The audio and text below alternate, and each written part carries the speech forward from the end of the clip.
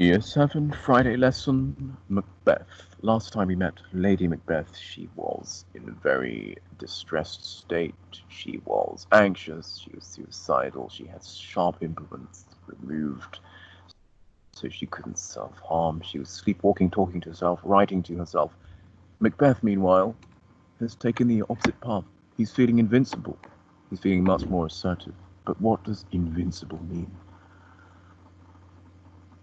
Well, it is that sense of all power. It's the sense, it's the feeling that nothing can harm you. Invincible, all powerful. Why is Macbeth's feeling of invincibility linked to a wood? You see in the background a pretty photograph of a wood forest. But why does that link to Macbeth's feeling of invincibility? Well, you'll remember that the witches told Macbeth that he will be fine, no one will harm him until Burnham Wood moves to Dunsinane. Great Burnham Wood to High Dunsinane Hill come. Only when that happens will Macbeth be harmed. Therefore, Macbeth feels invincible. How could a wood travel to a town called Dunsinane? Impossible.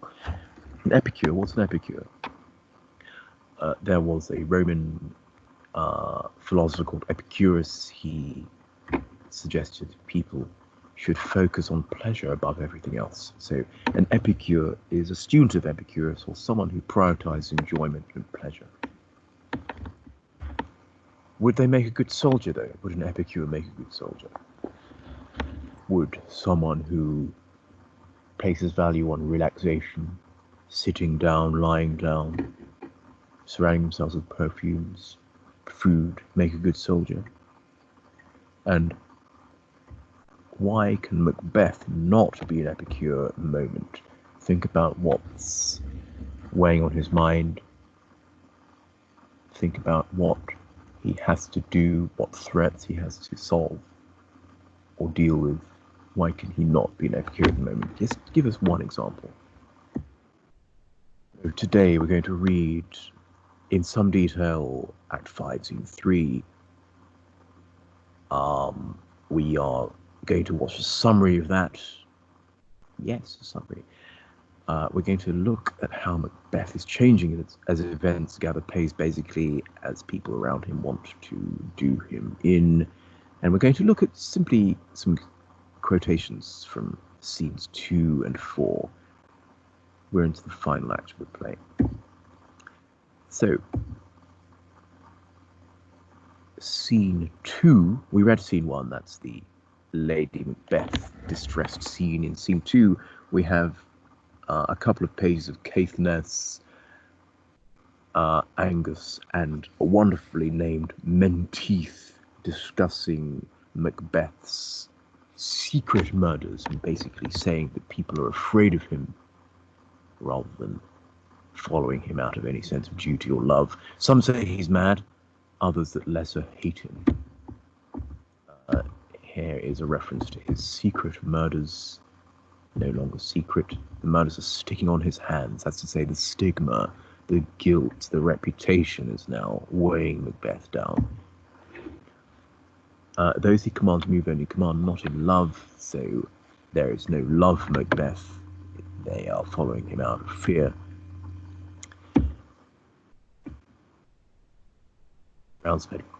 Widespread condemnation.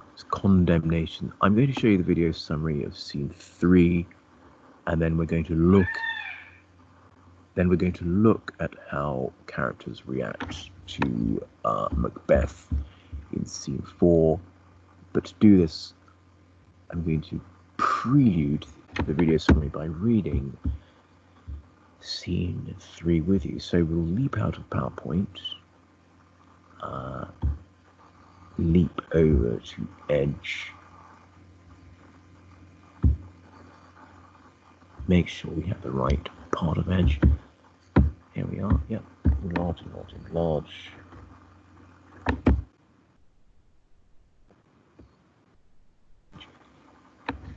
Realize we've found the wrong scene, and then holding aim. Jump out, jump in, just to make sure. Okay, recording, yes. So, Macbeth boasts, bring me no more reports. This is basically, I don't want to hear any battlefield information. I don't want to hear from spies. I don't want to hear the news, any weather reports. I'm invincible. The witches have told me that only no man born of woman can harm me. The spirits have assured me I'm invincible. Fear not, Macbeth, they said.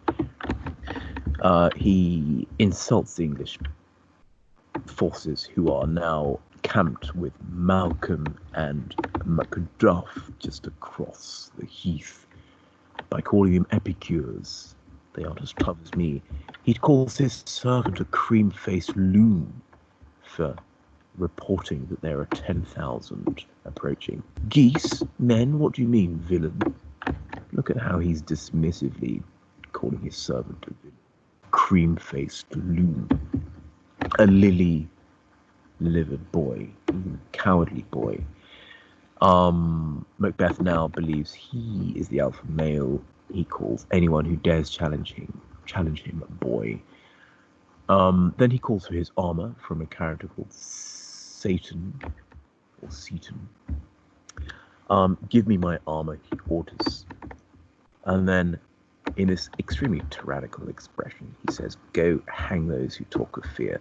I should at this point tell you that I'm going to be asking you to find 3 quotations from this scene showing how Macbeth feels invincible. Then we'll be asking you to write a speech. And so it goes on. The doctor enters and says that Lady Macbeth is ill. He doesn't spend much time with the doctor, but says, report on Lady Macbeth and bring it after me. I'm a little busy. Send a report after me. By the way, Doctor, I'm invincible until Burnham Forest come to Dunsinane. Did you hear? Did you hear what the witches told me? There it is. So that is scene 3. In scene 4, we're going to find out how Burnham Wood does actually come to Dunsinane. But let's have a look at the video summary of those 2 scenes.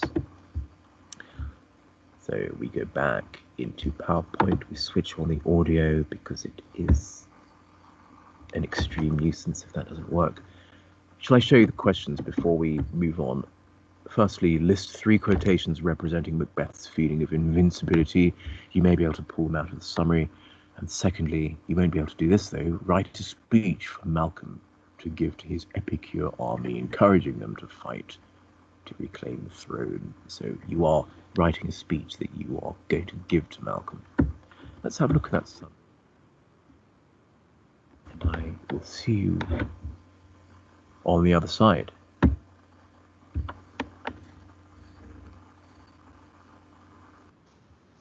Students, welcome to an absolutely sweltering heath. Lady Macbeth is mentally unstable. Meanwhile, Macbeth has taken the opposite character path. We wait for the peacock? Yes. Macbeth has taken the opposite character path. He is feeling invincible because he's been told 3 prophecies, including the prediction that Macbeth is going to be fine until Burnham Wood travels to Dunsinane. Be lion mettled, proud, and take no care. Be chase, be fret, or where conspires are. Macbeth shall never vanish, be until great Burnham Wood to hide Dunsinane hill shall come against him. That will never be. Who can impress the forest bid thee unfix his earthbound route? Now, Inverness Castle is in an area called Dunsinane. Burnham Wood, all the way over there behind me. We're now going to meet Macduff and Malcolm, who've come over from England and are hiding in Burnham Wood so they can attack Inverness Castle and take the throne back from Macbeth.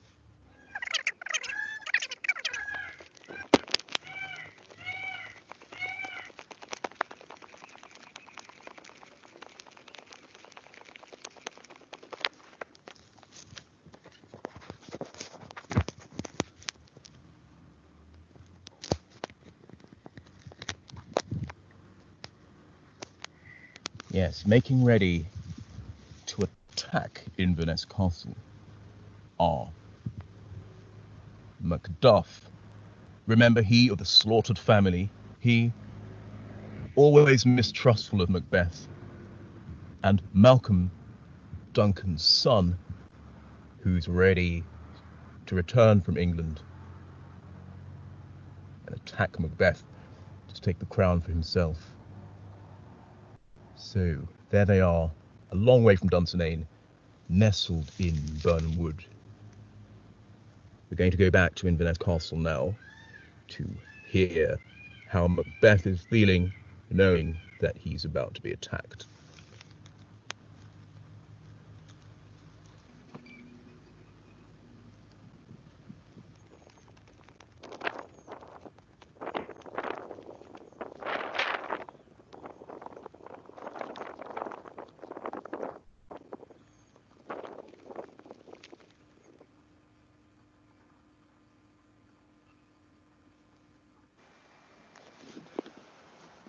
Bring me no more reports. Let them fly, all. Till Burnham Wood move to Dunsinane, I cannot taint with fear. What's the boy, Malcolm? Was he not born of woman? The spirits that know all mortal consequences have pronounced me thus. Fear not, Macbeth, no man that's born of woman shall e'er have power upon thee, and fly false thanes, and mingle with the English epicures. The mind I sway by, and the heart I bear, shall never sag with doubt, nor shake with fear. Satan! I'll fight till from my bones my flesh be hacked. Give me my armour. I'll put it on. Send out more horses. Scur the country round. Hang those that talk of fear. Give me mine armour. How does your patient, doctor? The thanes fly from me. If thou couldst, doctor, cast the water of my land, find her disease, and purge it to a sound and pristine health, I would applaud thee to the very echo that should applaud again. Pull off, I say, bring it after me. I will not be afraid of death and bane, till Burnham Forest come to Dunsinane.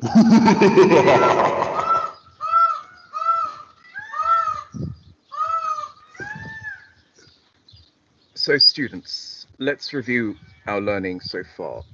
Where is Macbeth at the moment? First which? At Inverness Castle, which is in Dunsinane. Correct. He is at Dunsinane, where Inverness Castle is based. Can anyone tell me where Malcolm and Macduff are? Wood. Yes, it's burning. It's Burnham, not Burning Wood. Burnham Wood, actually, yes. Malcolm and Macduff, second which, well done, are hidden in Burnham Wood, not Burning Wood. Cheers.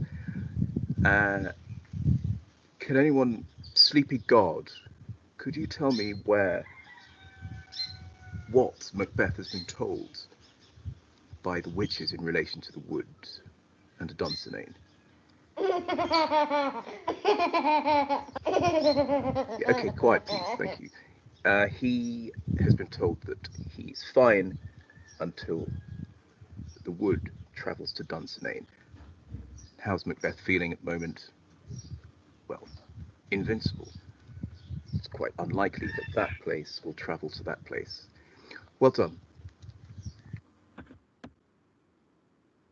Okay, year 7. Let me leap back into PowerPoint, which I prematurely left.